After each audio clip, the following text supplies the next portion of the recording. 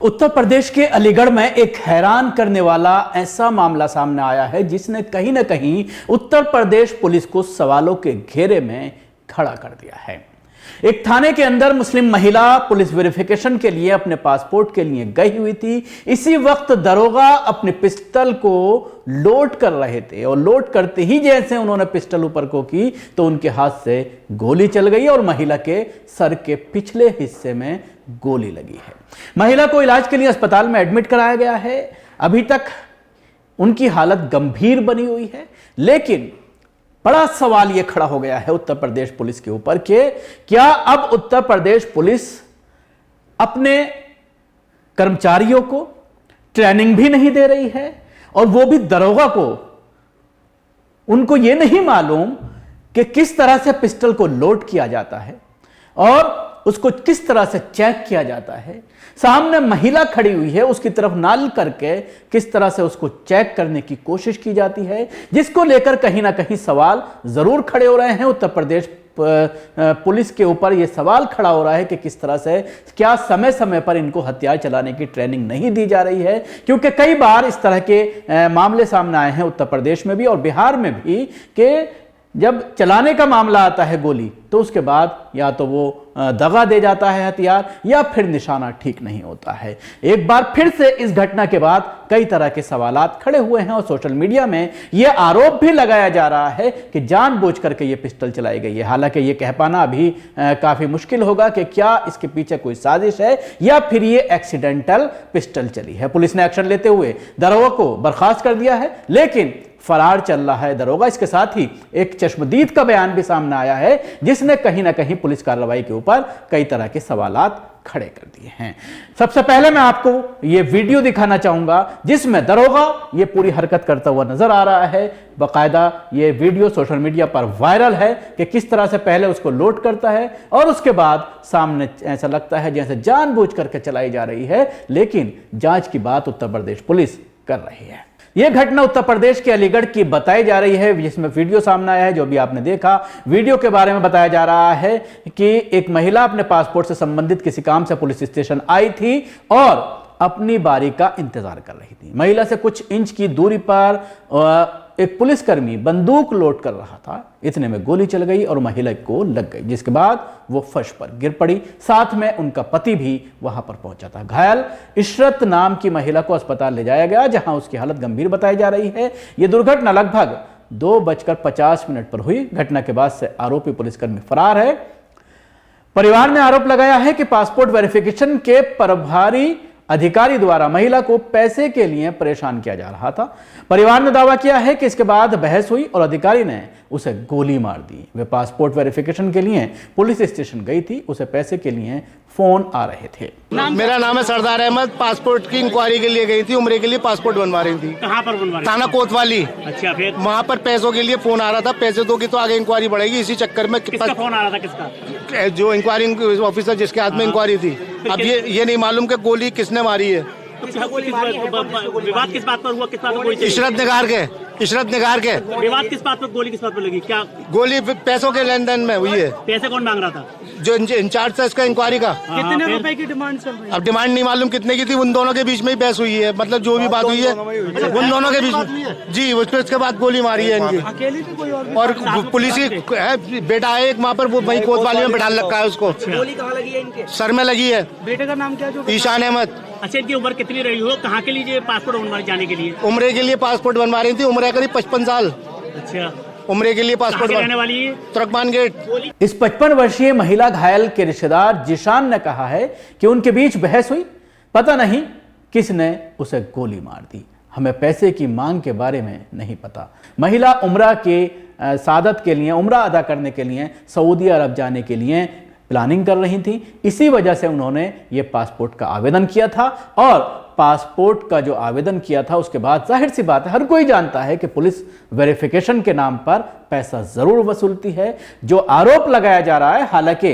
अब पुलिस इस पूरे मामले को मैनेज करने की कोशिश कर रही होगी। यही वजह है कि रिश्तेदार की जो बाइट अभी आपने सुना, मैंने जो बात बताई, इस तरह के बयानात जानबूझ करके वायरल किए जा रहे हैं और मीडिया के जरिए इस तरह के बयानात चलवाए जा रहे हैं। और जाहिर सी बात है, जब पुलिस दबाव बनाती है तो कौन उनके खिलाफ कोई बयान दे। लेकिन इसके साथ ही एक और कैदी जिसको इलीगल हिरासत में पुलिस ने रखा हुआ था, उसका बयान भी सामने आया है, वो भी पहले आप सुन लीजिए। कल ये मुझे पकड़ के लेके आए थे, इस तरीके से जो घायल कर करके ब्लेड से पैर काट के, तो जब पकड़ के लेके आए ब्लेड से पैर काट के, सुनो और दूसरी बात, मैं कल से बंदूक मारा पीटा, देखो गोली कैसे लगी, किस तरीके से मारा है गोली। वो लेडीज इन भाई के साथ आई थी, वो लेडीज, और मेरे सामने इन्होंने पिस्टल मंगाई सर ने, इंस्पेक्टर साहब ने, मियाँ पिस्टल दे दो, एक ऑफिस में से मंगवाई, ऑफिस में से पिस्टल मंगवाई, मैं एक पिस्टल दे दो, पिस्टल लाके सर के हाथ में एक पुलिस वाले ने दी थी, उन्होंने पिस्टल चेक करी, तो पिस्टल ऐसे करके चेक करी उनके सिर की तरफ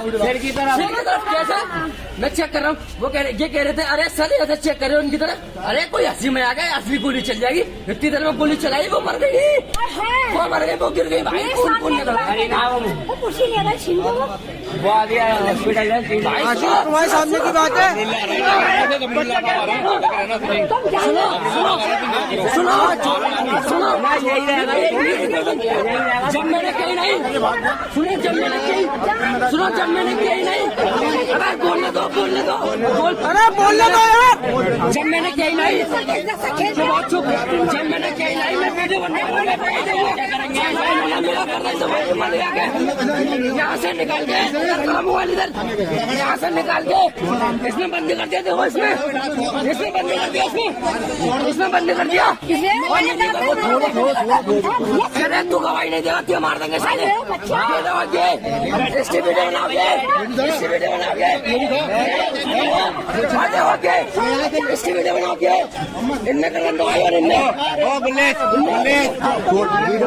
तो सुना आपने, साफ तौर पर जिस तरह से ये कह रहा है कि मुझे कल से ही रखा हुआ था थाने के अंदर और मेरे पैरों में चोट मारी गई, मेरा गला दबाया गया, मैंने इस घटना को अपनी आंखों से देखा है और पुलिस मेरे ऊपर यह दबाव बना रही है कि तुम इस मामले में गवाही नहीं दोगे। लेकिन वो निकल करके सामने आया है, लोगों ने इसकी बाइट को रिकॉर्ड किया है और लगातार आप देख सकते हैं कि ये दावा ये कर रहा है कि जानबूझ करके गोली मारी गई है और उसके सामने गोली मारी है और उसके बाद इसके ऊपर दबाव बनाया गया कि ये बयान ना दे। इसके साथ ही पुलिस के आला अधिकारियों ने इस पूरे मामले को लेकर पूरी जानकारी दी है, जिसमें उनका यह कहना है कि पूरे मामले की जांच की जा रही है और जांच के बाद जो है उसके बाद जो भी एक्शन होता है वो लिया जाएगा। हालांकि शुरुआत में ही दरोगा को सस्पेंड कर दिया गया है, लेकिन वो फरार चल रहा है। अभी घटनास्थल का मुआयना किया गया है और एक दरोगा है मनोज शर्मा, चौकी इंचार्ज भोजपुरा, इनकी पिस्टल से फायर हुआ है CCTNS कार्यालय में और एक महिला जो पास खड़ी थी उससे घायल हुई गंभीर रूप से।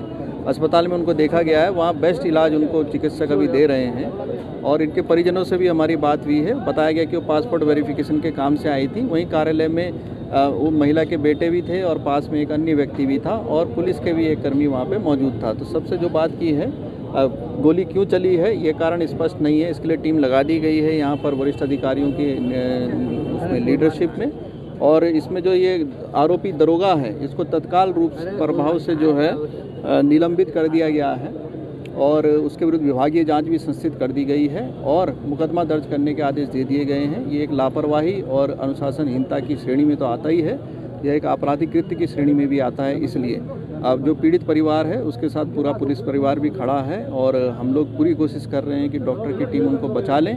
वहीं जिसने गलती की है उसके विरुद्ध कठोर दंडात्मक कार्रवाई और आपराधिक मुकदमा दर्ज करते हुए विधिक कार्रवाई के भी आदेश दे दिए गए हैं। थाने में सबूत मिटाने की कोशिश की? नहीं, इसीलिए वरिष्ठ अधिकारी यहाँ पे तुरंत आए हैं, फील्ड यूनिट की टीम यहाँ पर है, इसका फुटेज भी है, पूरा फुटेज है, उसको भी सार्वजनिक रूप से लोगों को दिखाया गया है ताकि किसी भी तरह का कोई भी लिपापोती यहाँ ना हो सके। ये वरिष्ठ अधिकारियों द्वारा यहाँ पर सुनिश्चित किया जा रहा है। हमारे SP ग्रामीण भी यहाँ पर लगातार अभी भी मौजूद है और आगे भी मौजूद रहेंगे।